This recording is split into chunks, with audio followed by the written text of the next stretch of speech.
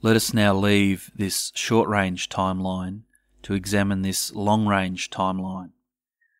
Firstly, let us mark the key year 2017, which is when the tribulation begins.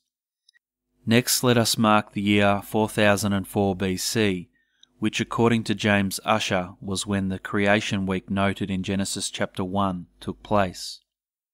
Next, the birth of Noah in approximately 3000 BC. Then the birth of Abraham in approximately 2000 BC.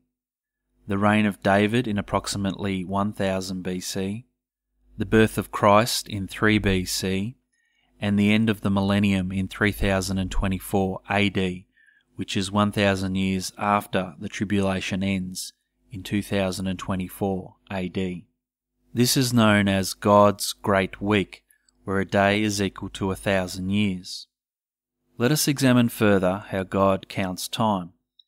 In 2349 BC, according to Bishop Ussher's timeline, the global flood took place. Before the flood, a solar year was 360 days, and a lunar month was 30 days.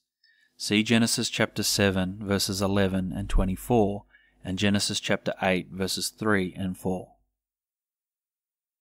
Where 150 days exactly are counted between the 17th of the second month, when the flood began, and the 17th of the seventh month, when the water abated. After the water abated, the earth divided. See Genesis chapter 10, verse 25. Changing the calendar to 365.24 days per solar year and 29.53 days per lunar month. Revelation chapter 11 verses 2 and 3 and Revelation chapter 12 verses 6 and 14 also tell us that a biblical year is 360 days and a biblical month is equal to 30 days. In 1948, Israel became born again, fulfilling Isaiah chapter 66 verse 8. Who hath heard such a thing? Who hath seen such things? Shall the earth be made to bring forth in one day? Or shall a nation be born at once? For as soon as Zion travailed, she brought forth her children. This occurred on the 15th of May, 1948, which just happened to be Pentecost. The first full biblical day Israel experienced as a modern nation was Pentecost. Let us now turn to the Babylonian captivity. In 605 BC, Babylonian captivity begins. Daniel chapter 9 verse 2.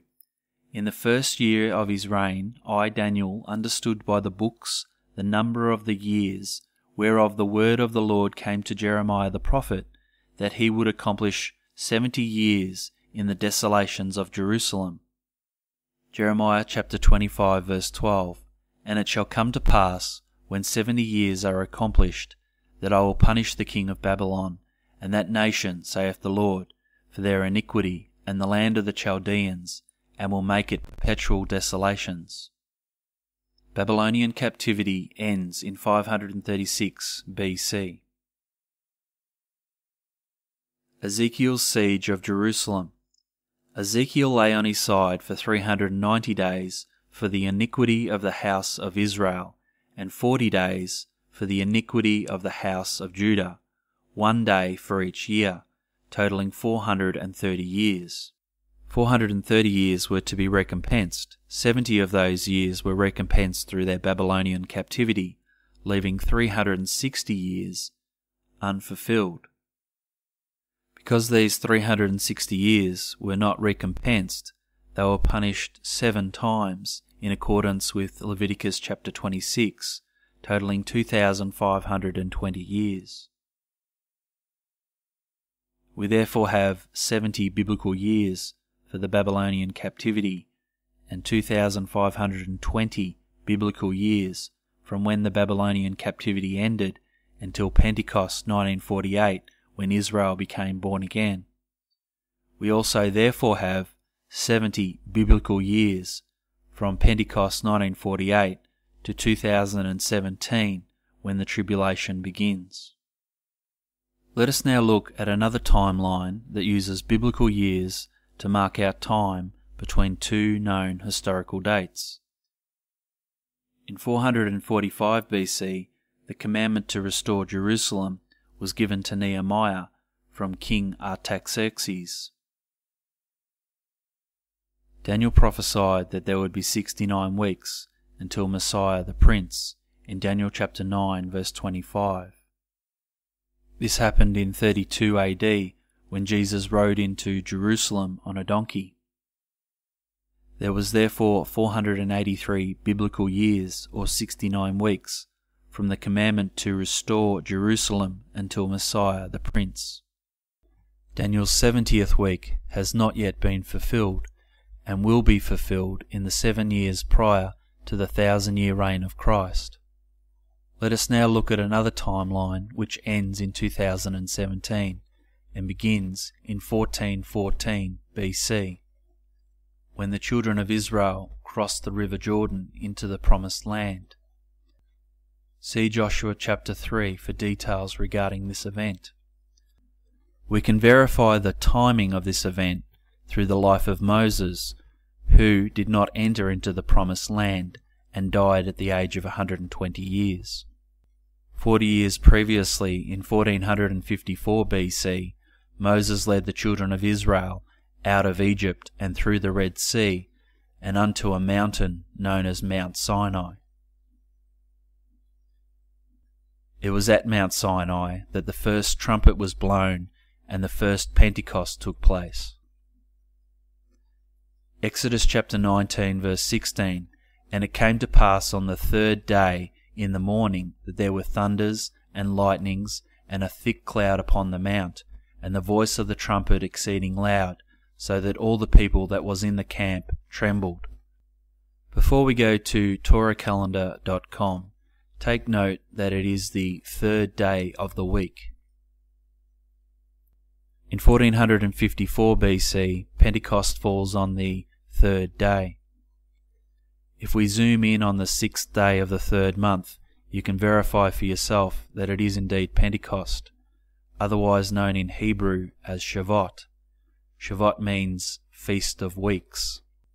The children of Israel began counting jubilees after they entered into the Promised Land in 1414 BC.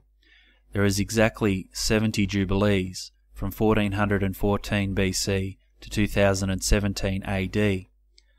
A jubilee is the 50th year after counting 7 sabbatical years, or 49 years. A jubilee is always kept after the 7th sabbatical year.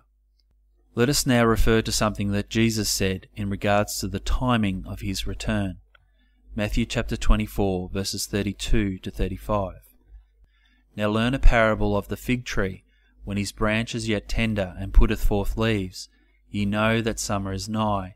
So likewise ye, when ye shall see all these things, know that it is near, even at the doors. Verily I say unto you, this generation shall not pass till all these things be fulfilled. Heaven and earth shall pass away, but my words shall not pass away. Israel is the fig tree. See Hosea chapter 9 verse 10 and Jeremiah chapter 24 verse 5. Let us now refer to something that Moses said in regards to how long a generation is. Psalm 90 verse 10. The days of our years are 80 years and 10, and if by reason of strength they be 80 years, yet is their strength labour and sorrow, for it is soon cut off and we fly away. A generation is between 70 and 80 years. This is particularly significant in regards to the rebirth of Israel that took place on Pentecost 1948 and the 70 biblical years that lands us in the year 2017. If we add 7 years for Daniel's 70th week, we have a total of 77 years, which fulfills Moses' prophetic psalm in regards to the length of a generation. Before we finish, let us look at one last thing in regards to God's great week. Creation, according to Bishop Ussher, was 4004 BC. The millennium ends in 3024 AD. This means we have 7028 years for God's Great Week. If we include the months of the age of the patriarchs and include the months of the reign of the kings, not previously recorded in the Bible, and allow 5 additional years for this period of time, we therefore have creation at 4009 BC. If we note the time from 4009 BC to the end of the millennial reign in 3024 AD, we have 7033 years. If we note the time from creation in 4009 BC to the fall of Adam in 3976 BC, then we have the age of Adam at the time of the fall at 33 years. This coincides with the age of Christ, who was also 33 years. God's Great Week is therefore 7,000 years exactly, plus 33 years for the life of Christ, the last Adam.